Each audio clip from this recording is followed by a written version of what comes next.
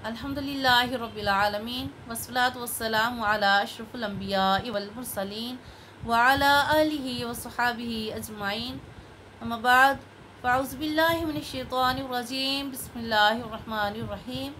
शहरु रमज़ानल्लज़ी उनज़िला फ़ीहिल क़ुरआन। सदक़ल्लाहुल अज़ीम। अस्सलामु अलैकुम व रहमतुल्लाहि व बरकातुहू।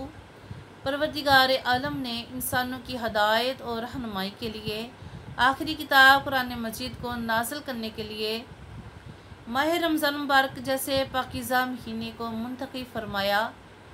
रमज़ान मुबारक का हर लम्हा, हर घड़ी, हर साथ बाइस रहमत है। हमें अल्लाह का शुक्र अदा करना चाहिए कि जिसने हमें रमज़ान अता फरमाया, कुरान अता फरमाया और ईमान अता फरमाया। और ये सारी बहारें ईमान की बदौलत है। और रमज़ान रहमत व बरा महीना, तजल्लियात इलाही का महीना। और इस महीने की अज़मत के क्या कहने कि अल्लाह फरमाते हैं शाहरु रमज़ान अल्लज़ी उनज़िला फ़ीहिल क़ुरआन, कि रमज़ान का महीना वो है कि जिसमें कुरान पाक नाज़िल हुआ। तो आखिरी किताब कुरान पाक के लिए अल्लाह रब्बुल इज़्ज़त ने मुक़द्दस महीने की मुक़द्दस रात का इंतखाब फरमाया। गोया कुरान को रमज़ान से बरकत दी और रमज़ान को कुरान पाक से। यही वजह है कि बाकी महीनों की निस्बत ज़्यादा कुरान मजीद माह रमज़ान में ही पढ़ा और सुना जाता है। नबी करीम रऊफ़ुर रहीम सल्लल्लाहु अलैहि वसल्लम ने इरशाद फरमाया कि क़यामत का दिन बहुत सख्त होगा। कोई किसी का हमदर्द और गमखान न होगा मगर उस बेचारगी के वक़्त जिसने काम आना है वो है अल्लाह का कुरान और माह रमज़ान। कुरान पाक कहेगा कि ए बारी ताला, इसने मेरी सुबह शाम तलावत की, इसका दिल मेरी तरफ माइल रहता था, इसलिए आज इसकी सख्ती को दूर फरमा, इस पर अपनी राहत के दरवाज़े, रहमत के दरवाज़े खोल दे। तो अल्लाह ताला कुरान पाक की शफ़ाअत कबूल फरमाएंगे और इस बंदे को बख्श देंगे। माह रमज़ान क़यामत के दिन कहेगा, ए मेरे मौला, इसने मेरी इज़्ज़त की, मैं इनका मेहमान हुआ तो इन्होंने तिलावत कुरान मजीद से मुझे सजाया। दिन भर भूखे प्यासे रहकर अपनी ख्वाहिशात को तेरी रज़ा के लिए छोड़कर तेरे हुक्म को माना और तेरी रज़ा की खातिर रातों को जाग जाग कर तेरे ज़िक्र में मसरूफ़ रहे। अल्लाह, इनके हक़ में मेरी शफ़ाअत कबूल फरमा। तो अल्लाह ताला माह रमज़ान मुबारक की शफ़ाअत कबूल फरमाएंगे और मोमिनीन के लिए राहत और रहमत के दरवाज़े खोल देंगे। और इस माह रमज़ान मुबारक में एक रात ऐसी भी आती है कि जिसका सवाब 1000 माह की इबादत से भी ज़्यादा है, और वो है कदर की रात, कि जिसके बारे में कुरान पाक में इरशाद है इन्ना अंज़लनाहु फ़ी लैलतिल क़द्र व मा अदराका मा लैलतुल क़द्र लैलतुल क़द्र खैरुम मिन अल्फ़ि शहर, कि बेशक हमने कुरान पाक को लैलतुल क़द्र में नाज़िल फरमाया।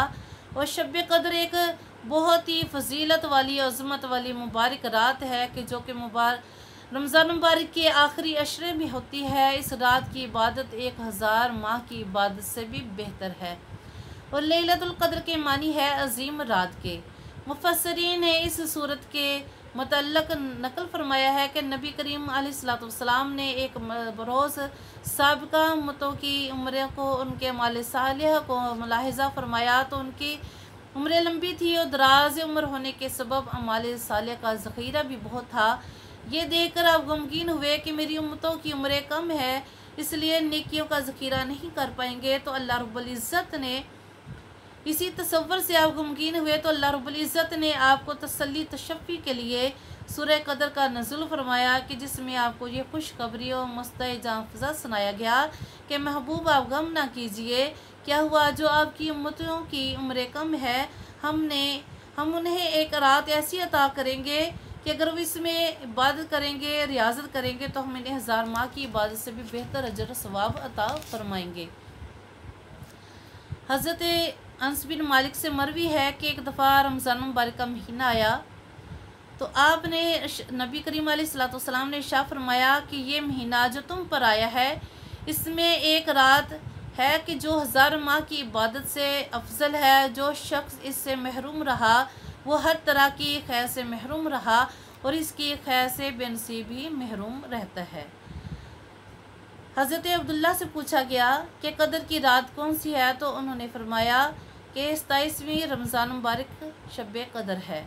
हज़रत आयशा सिद्दीक़ा रज़ियल्लाहु तआला से रवायत है कि नबी करीम अलैहिस्सलातु वस्सलाम ने फरमाया कि शब कदर को रमज़ान मुबारक के आखिरी अशरे में तलाश करो। और एक हदीस में आपने फरमाया कि शब कदर ताक रातों में से होती है, आखिरी अशरे की 5 रातें बड़ी बरकत और फजीलत वाली है। हज़रत आयशा सिद्दीक़ा रज़ियल्लाहु ताला फरमाती है कि मैंने अर्ज़ की कि अल्लाह के नबी, आप बताइए कि अगर मुझे लैलतुल क़द्र का पता चल जाए तो मैं कौन सी दुआ मांगूँ। तो आपने शाह फरमाया कि ये दुआ मांगो, अल्लाहुम्मा इन्नका अफ़ुव्वुन करीमुन तुहिब्बुल अफ़्व फ़अफ़ु अन्नी या गफ़ूर या गफ़ूर। अल्लाह, बेशक तुम माफ़ करने वाला है और पसंद करता है माफ़ी चाहने वाले को, बस मुझे माफ़ फरमा दे ए बख्शने वाले, ए बख्शने वाले।